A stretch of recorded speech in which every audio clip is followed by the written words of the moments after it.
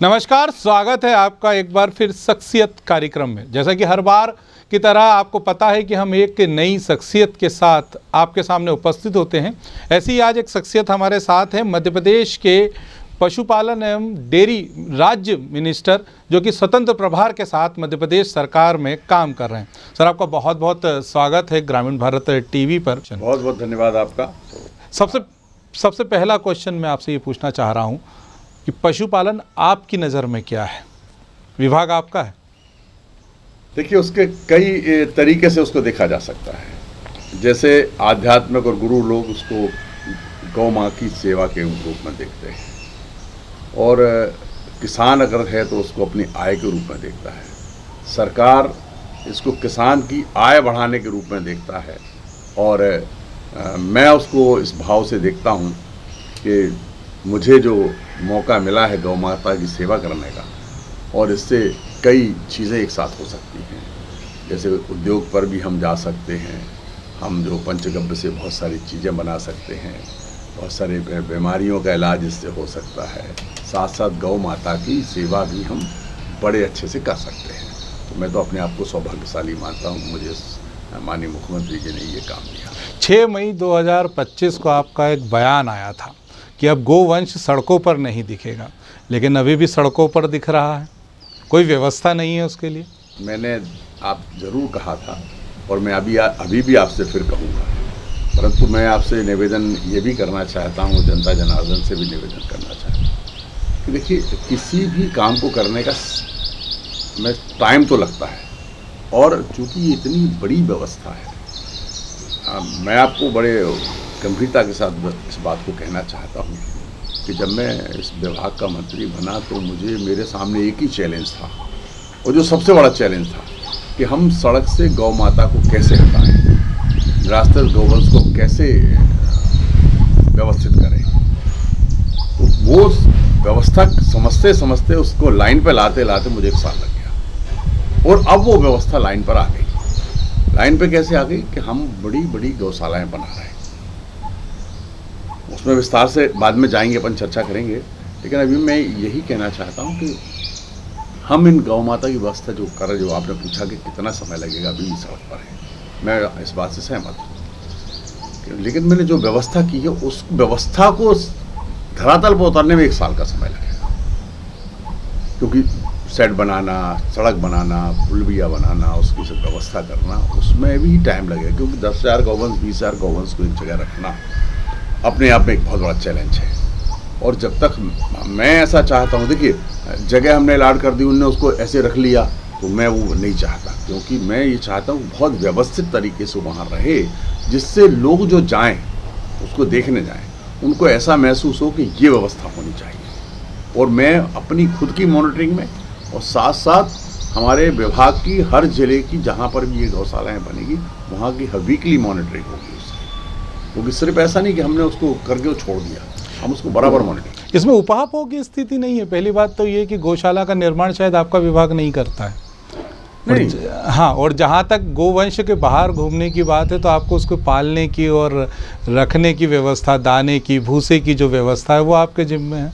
देखिए, थोड़ा सा अब ये चूँकि व्यवस्था पुरानी, चूँकि आप दावा कर रहे हैं इसलिए मैं ये बोल रहा हूँ। मैं बिल्कुल आपकी बात को कहता हूँ कि पहले जो व्यवस्था पहले बनी हुई है कि ये सड़क पर जो गाय दिख रही है, ये ग्रामीण विकास को देखना है उसकी व्यवस्था, और नगर में दिख रही है तो नगरीय प्रशासन का।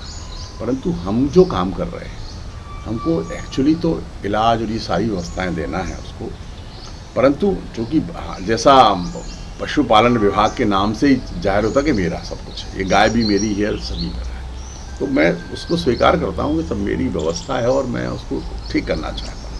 तो निश्चित रूप से हम उस कड़ी के करीब पहुँच गए, और 1 साल 1.5 साल के अंदर जब ये सारी चीज़ें, हमारी जो व्यवस्था है वो ठीक हो जाएगी, तो आप देखेंगे जिस जिले में ये प्रारंभ होगी, उस जिले में आपको सड़क पर गाय माता नहीं दिखेगी। और हम उसको बहुत व्यवस्थित करना चाहते हैं, ऐसा नहीं कि सिर्फ वो ये भी हो सकता है अभ्यारण्य बना के बंद करके पूरा बाड़ा बना के उसको अंदर छोड़ देंगे, उसको खाने पीने की व्यवस्था कर देंगे, तो वो भी एक तरीका है।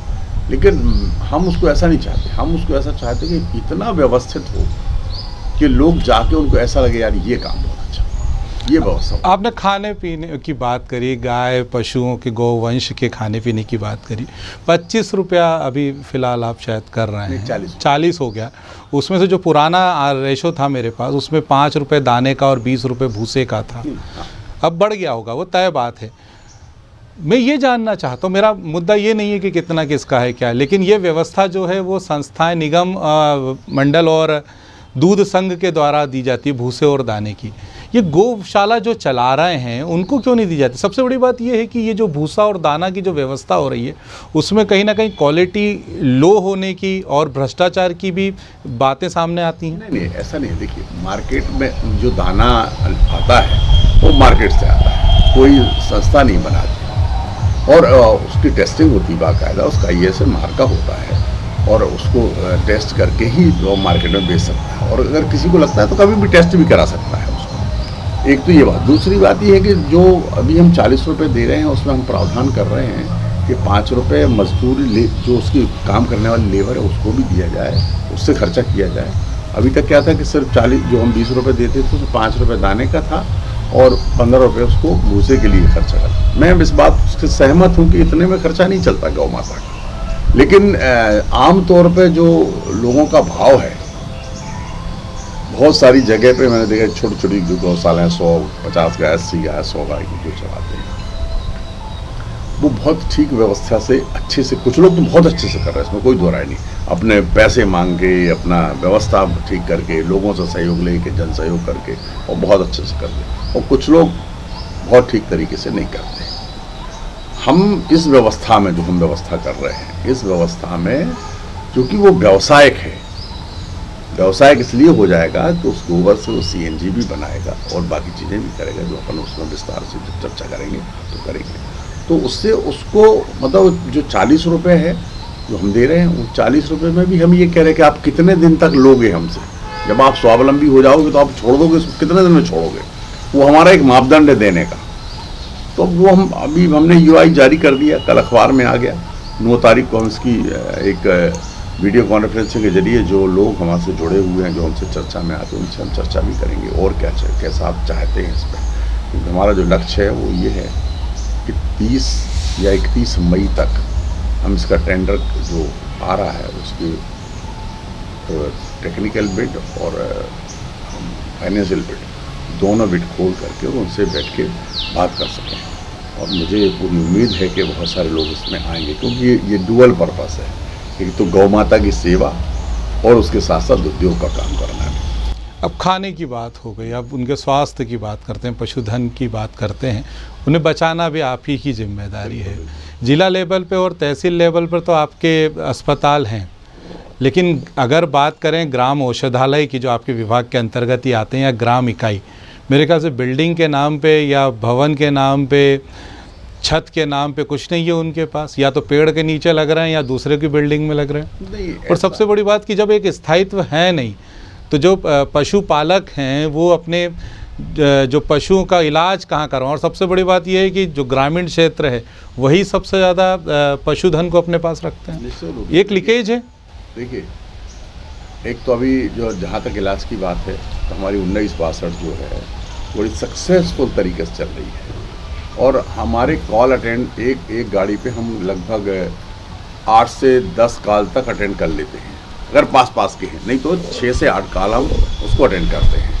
और उसमें हम वहीं उसको इलाज भी देते हैं और उसको वहाँ दवाई भी देते हैं। और यदि उसको ऐसी कोई दिक्कत है जिससे उसको एडमिट करना है तो फिर शिफ्टिंग करने का काम करते हैं। मुझे लगता है कि जितनी व्यवस्था, जितनी चिंता सरकार कर रही है गौवंश की, उतनी चिंता पहले कभी नहीं की गई, एक बात। दूसरी बात, मुझे लगता है कि लोगों को ऐसा लगता था, जैसे आपने और कल मुझसे एक न्यूज़ चैनल पर था, उस पर भी चर्चा आई कि पहले इस गांव गरीब मजदूर किसान की चर्चा होती थी, सरकार इन 3-4 मुद्दों पर बात करती थी। अब गांव गरीब मजदूर किसान के साथ साथ गौवंश की भी चर्चा होती है। तो निश्चित रूप से वो ऐसा मूक प्राणी है जो कह नहीं सकता, लेकिन वो हम इंसान से जुड़ा हुआ प्राणी है। और आप कभी भी आप देखेंगे, कई जगह मैंने देखा है कि जब लोग उससे गौ माता के पास, जैसे मैं, आपने देखा हो पीछे मेरे गाँव में, मैं सुबह जब गाय को रोटी खिलाने आता हूँ आवाज़ मारने लगती देखते से, तो समझती है कि मतलब मेरे लिए कुछ आया है। और जब हम हाथ लगाते उसको बोलते तो एक अलग फीलिंग होती है। ये तो मतलब चूँकि हमारा जुड़ाव उससे है, ऐसा मतलब गौवंश से हम जो जुड़ रहे हैं और लोग जुड़ रहे हैं। मैं तो मेरे पास तो बहुत लोग आते हैं, और मैं आपको बताऊं कुछ लोग तो इतना अच्छा काम कर रहे हैं कि जितनी तारीफ की जाए उतना कम है। पैसा मतलब लेके भी, लोगों से सहयोग लेके भी, और वो ऐसे काम करते हैं कि हम उनका व्यक्तिगत काम हो। इस तरीके से बड़ी खुशी होती है कि देखिए आदमी सुबह से लेके जाके चारा भी ला मांगने जा रहा, चारा के लिए भी पैसा लेने जा रहा, चारा ला के डाल रहा, उसको दाना की व्यवस्था कर रहा। मैं आप 20 बात से कहते हो, मैं 20 बात से हमें 40 रुपये में एक गाय का पेट नहीं चल सकता, लेकिन उसकी बाकी व्यवस्था तो करना पड़ेगी। तो लोग कर रहे हैं, और अब और अच्छे से होगी, ये मैं विश्वास है। अब मैं भवन की बात करी या बिल्डिंग है कि स्ट्रक्चर की बात करी, अब मैं डॉक्टर्स की बात पर आता हूँ। आपके विभाग में कैटल हेड होता है, आप जानते हैं इसके बारे में? बिल्कुल। एक समूह पशुओं का ले लीजिए, 10 गाय पे एक कैटल भैंस पे, या फिर 100 मुर्गियों का एक कैटल हेड होता है। इसी तरीके से 5000 के जो नियम है उसके मुताबिक 5000 कैटल हेड पर एक डॉक्टर की नियुक्तियाँ होना चाहिए। ठीक है सर। मध्य प्रदेश में 4 से 5 करोड़ जो हैं वो पशु आपके विभाग के अंतर्गत रजिस्टर्ड हैं। मुझे ये बताइए कि इसमें अगर देखा जाए तो अभी भी 2 से 3 हज़ार पशु चिकित्सकों की कमी है मध्य प्रदेश में। एक डॉक्टर पे 30 से 40 कैटल हेड पशुओं की जिम्मेदारी है, जिसका इलाज करना असंभव है, नामुमकिन है।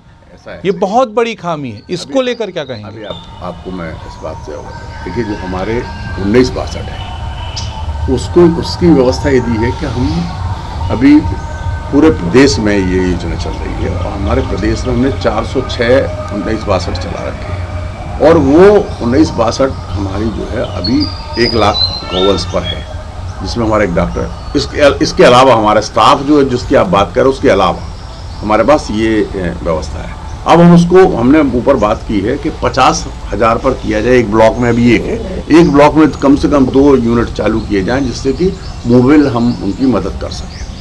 और जहाँ तक आपने उसकी बात की तो थोड़ा सा मैं करेक्ट करना चाहता हूँ, इतने 1,87,00,000 हमारे पास गौवंश है, और भैंस वंश करीब मिला के कुल 2 करोड़ के आसपास है। मुर्गी हो गए, सुअर हो गए, वो सब मिला, वो भी आपके विभाग के ही हैं। वो अलग है। हाँ। मुर्गियों का तो ऐसा मुर्गी है या वो है। हाँ, तो वो सारे जो मिला के तकरीबन 4 से 5 करोड़ हो रहे हैं। वो लेकिन मुर्गी का इसलिए काउंटिंग बहुत कम होती है कि वो रूटीन में चलती रहती, आती रहती, जाती रहती।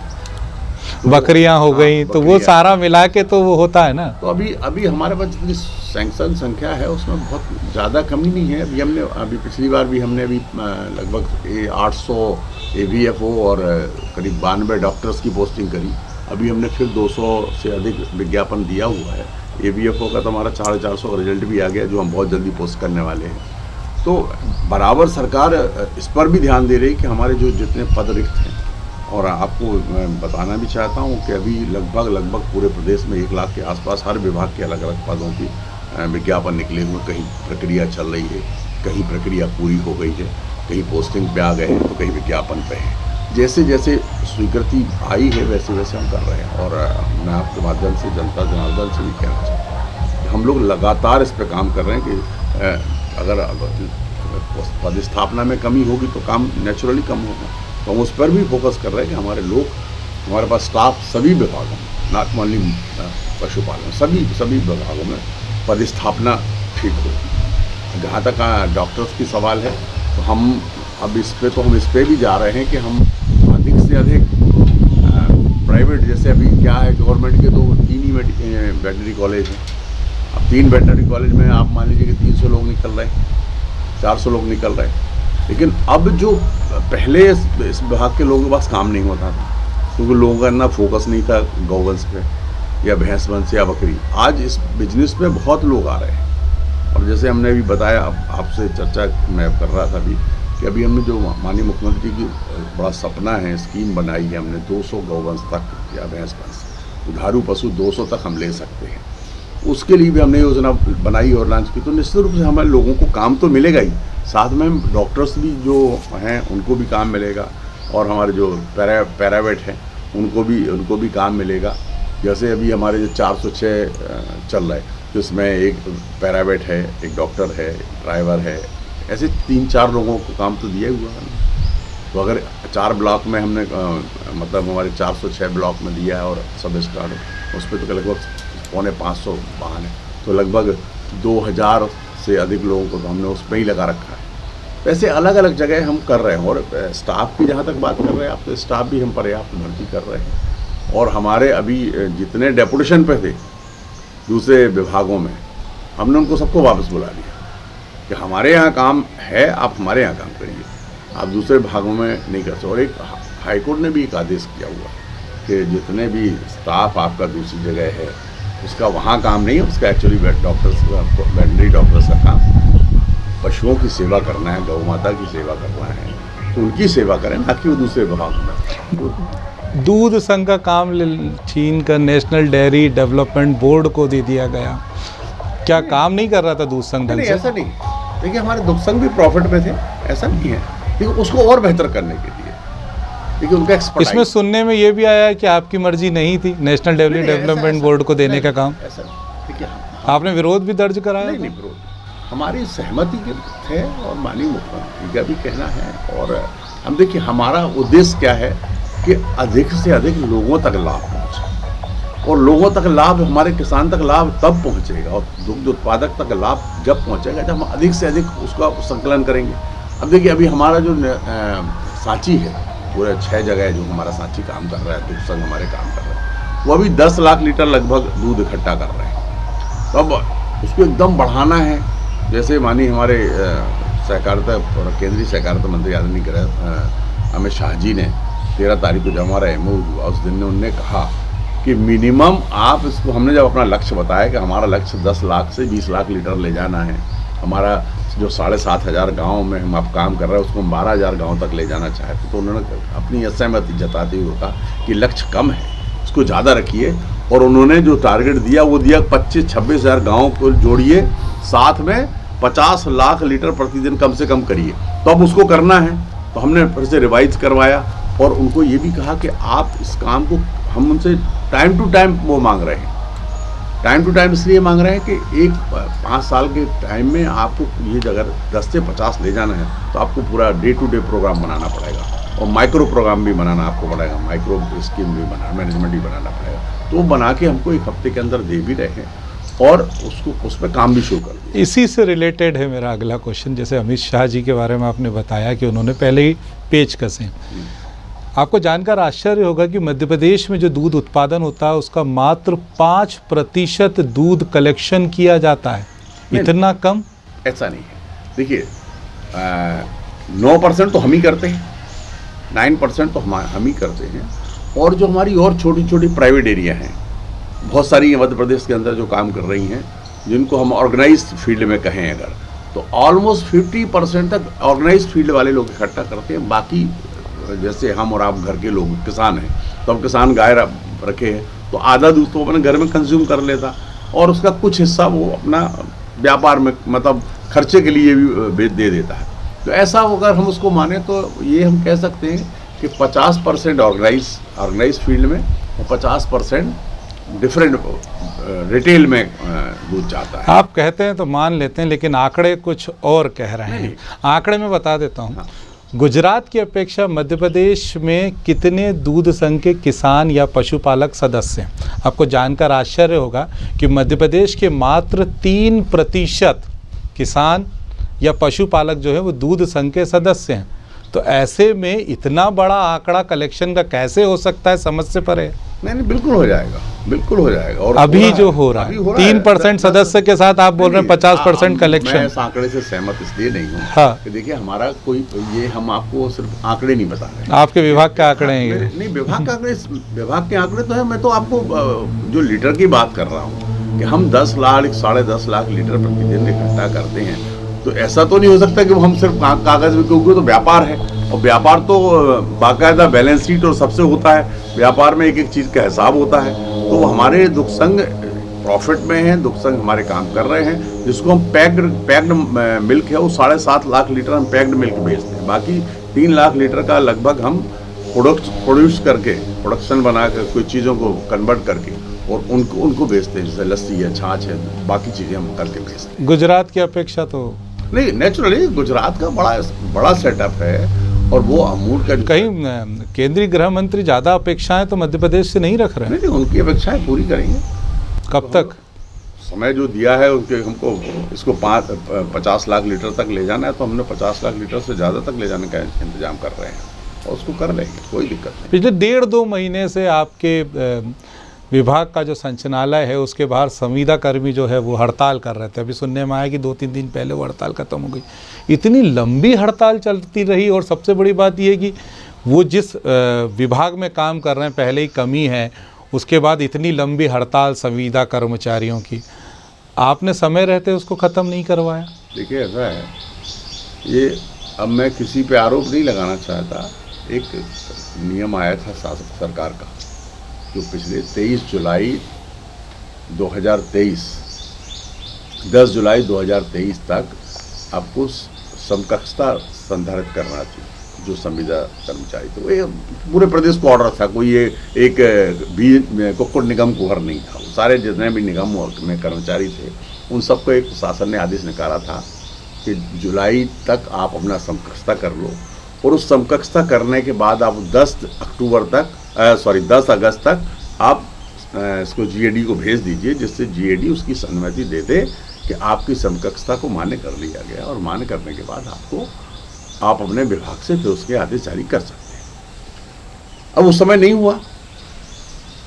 मैं तो नहीं कह सकता इसके बाद कि क्यों नहीं हुआ, क्या कारण, मैं उस समय था नहीं, लेकिन उस समय होना चाहिए था, वो हो नहीं पाया किसी कारण से। मैं उस कारण में नहीं जाना चाहता।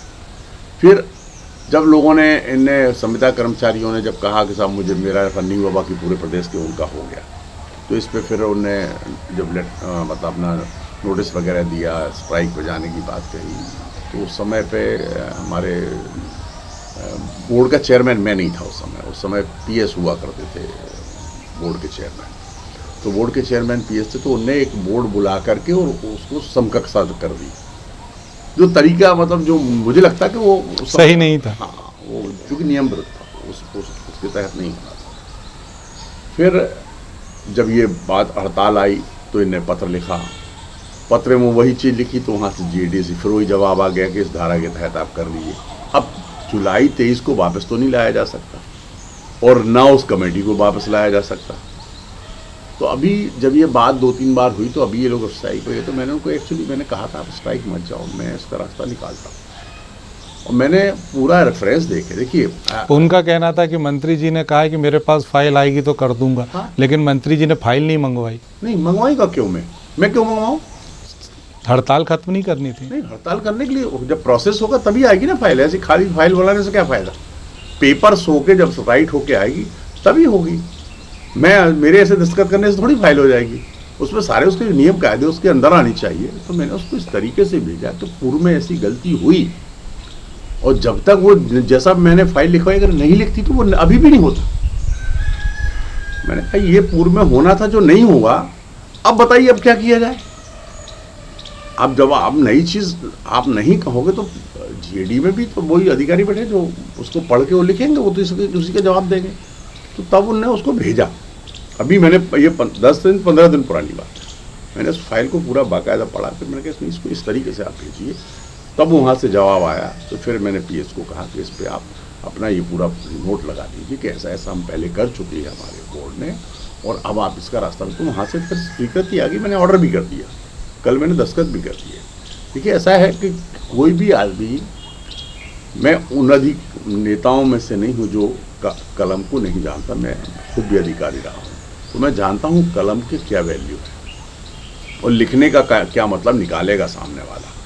तो जब तक जो बात लिखी गई, अभी अगर ये बात पहले भी लिखी जाती तो उस समय पे भी इसका निराकरण हो सकता था, लेकिन नहीं लिखा गया तो वो नहीं आई। तो मैं तो यही कहूँगा मेरे पास फाइल आएगी तो मैं कर दूँगा, लेकिन मैंने उनसे ये भी कहा था पहले आप स्ट्राइक खत्म करोगे, 2 दिन जब हो जाएंगे उसके बाद मैं फाइल बुलाऊँगा। अगर आप स्ट्राइक खत्म नहीं करोगे मैं फाइल भी नहीं बुलाऊँगा। मंत्री होने से पहले आप एक विधायक हैं।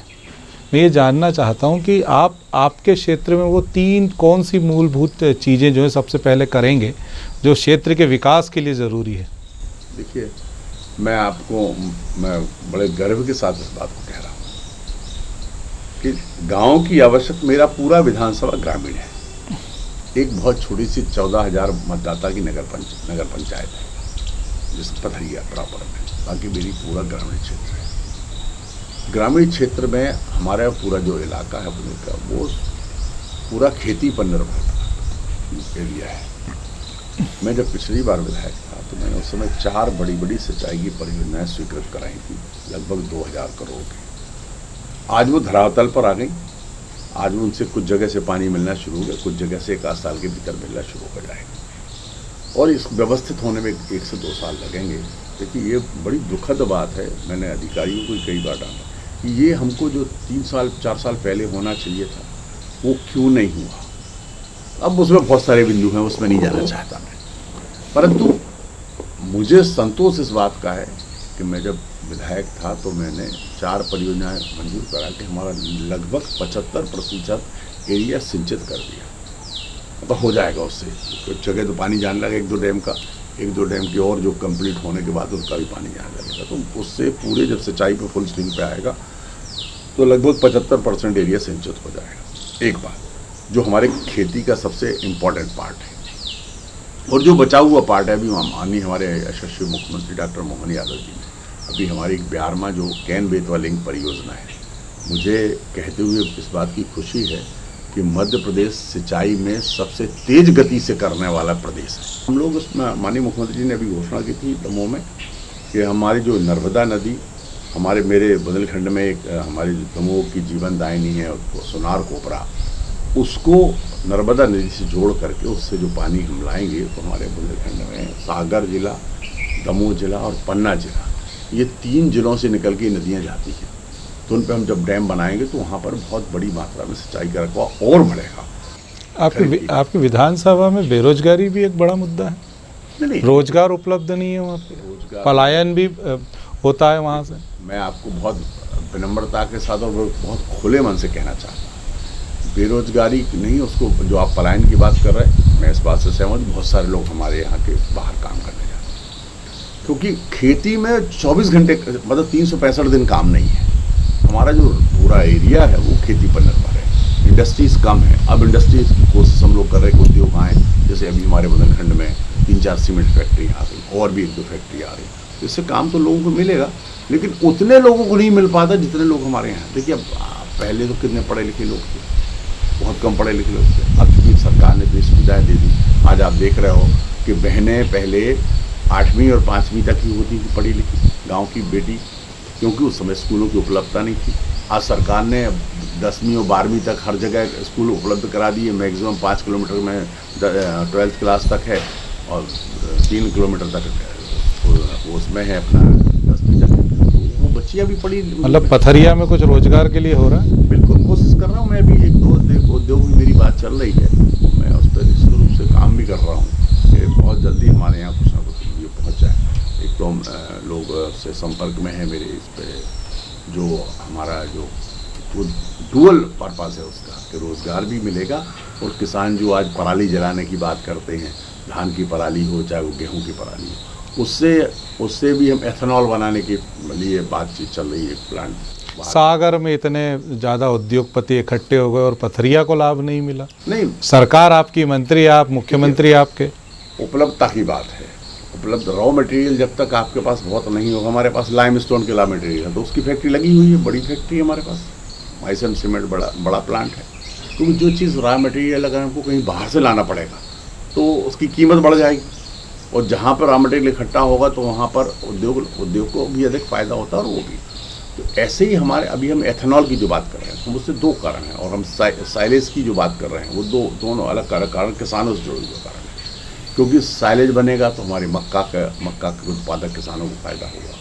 साइलेज और अगर ये एथेनॉल बनाएंगे तो जो हमारा ड्राई अपना जो कचरा है, मतलब उसको कहना चाहिए हम जिसको हम जलाते पराली, चाहे वो धान की हो चाहे वो गेहूं की हो, उससे एथेनॉल बनाने का काम है। तो ये बराबर चर्चा चल रही है और हम करने भी जा रहे हैं उसको, और जल्दी हम लोग उसमें लगे हुए। मैंने जैसे कहा मैं तो एक टारगेट पकड़ रहा हूँ। अभी मेरा टारगेट सिर्फ जो है वो गौ माता को व्यवस्थित करना, और मैं इस काम को एक 1-1.5 महीने में जब सारी प्रक्रिया से फ्री हो जाऊंगा तो फिर इस पर दूसरा। तय बात है कि आपके जीवन में बहुत से पड़ाव आए हैं। आज से 10 साल बाद लखन पटेल कहाँ पर होंगे? मैं इसकी चिंता नहीं करता कि कहाँ होंगे। आज मैं जहाँ हैं वहाँ काम करें। ये डेस्टिनी तो ऊपर वाले ने तय कर रखी है, पार्टी जो काम देगी वो काम करने को तैयार हूँ। मुझे इन सब चीज़ों में कोई वो नहीं है। जो आज मैं जीता हूँ मैं। आज क्या है, मुझे जो काम पार्टी ने दिया मैं अच्छे से करूँ और उसका भरपूर लोगों तक लाभ पहुँचे। क्योंकि कोई काम कई ऐसे होते, मैं आपको चूँकि बताना भी चाहता हूँ कि मैं स्टेट बैंक में था और स्टेट बैंक में मैं एग्रीकल्चर फील्ड में था, तो मैं किसानों के साथ उस समय भी जुड़ा था। मुझे उस समय भी लगता था कि अभी हमने बहुत काम किया है, किसानों की बहुत, जैसे किसान क्रेडिट कार्ड से लोगों को बहुत फ़ायदा पहुंचाया, उनकी फाइनेंस स्थिति भी ठीक करी। और मैं तो इसलिए किसान को, मध्य प्रदेश किसानों को बहुत अच्छे से जानता हूं। मैंने उस समय भी देखा कि जब 2000 की पाइपलाइन खरीदने के लिए किसान एक महीने तक बैंक जाता था। अब आज उसी परिवार का किसान आज 10 लाख का ट्रैक्टर खरीदने के लिए बैंक के चक्कर नहीं लगाता। तो तरक्की तो हुई और उस तरक्की में बैंकों का भी योगदान है, सरकार का भी बहुत बड़ा योगदान है। तो हम ये चाहते हैं कि जितना काम हुआ उससे और अब आगे काम करें और बड़ा काम करें। और बड़ा काम करने का भगवान ने मौका दे दिया। पहले तो बैंक में था तो वहाँ मदद करता, अब सरकार में आ गया, विधायक बन गया, मंत्री बन गया, तो अब और गाँव में काम करने की बात। विकास को लेकर बड़ी बेबाकी से जवाब देने वाले पशुपालन और डेयरी मिनिस्टर लखन पटेल ने हमें तकरीबन पिछले आधे घंटे से समय दिया। एक बात तो सही है कि पशुपालन विभाग और डेयरी विभाग में बहुत से काम होना बाकी है। कार्य योजना भी लगातार मंत्री जी बना रहे हैं और उस पर काम भी कर रहे हैं, वो चाहे मुख्यमंत्री हो या केंद्रीय मंत्री अमित शाह हो, वे भी लगातार ऊपर से जो है वो योजनाओं में परिवर्तन कर ग्राउंड लेवल तक काम करने की बात कह रहे हैं। वहीं मंत्री जी का कहना है कि आने वाले समय में हम कुछ न कुछ बेहतर करके मध्य प्रदेश को ज़रूर देकर जाएंगे। वो चाहे क्षेत्र की बात हो या प्रदेश की बात हो, मंत्री जी के पास सवालों के जवाब तो हैं, लेकिन देखना ये होगा कि आने वाले समय में मंत्री जी के जवाब जो हैं वो धरातल पर किस तरह से उतर कर वाजिब होते हैं। मंत्री जी, आपने हमें समय दिया, उसके लिए बहुत बहुत धन्यवाद। हम उम्मीद करते हैं कि जो सोच आज आपने हमारे दर्शकों के सामने रखी, उस सोच को आप धरातल पर उतारने में कामयाब होंगे। आपका बहुत बहुत धन्यवाद। और जैसा आपने कहा, ये मेरा भी सपना है, मेरी सरकार का भी सपना है कि सारी बातें जो मैंने कही ये धरातल पर आएँ और उसका जनता जनार्दन को भरपूर लाभ मिले। और मैं तो आपको इस बात का विश्वास दिलाता हूँ कि हम जो गौशालाएँ बनाने जा रहे हैं वो पिकनिक स्पॉट भी बनेंगी। इतने सुंदर और इतनी अच्छी व्यवस्थित हम बनाएंगे उनको कि आप देखने भी आप वहाँ आओगे और मैं आपको ले भी चलूँगा और आपको दिखाऊंगा कि ये काम कैसा है। और मैं तो ऊपर वाले से हमेशा निवेदन भी करता हूँ और उनसे कहता भी हूँ कि मुझे भरपूर आशीर्वाद दें कि ये जो योजना जो मैं लाया हूँ ये अच्छी तरह से पूरी तरह से सफल हो और गौ माता की सेवा वहाँ पर हो, सड़क पर ना घूमे और व्यवस्थित तरीके से वो वहाँ रहवास कर सके। ऐसी मैं प्रभु से कामना करता हूँ। पशुपालन विभाग में पशुओं की बेहतरी और सुरक्षा के आश्वासन के साथ हमें दीजिए इजाज़त। नमस्कार।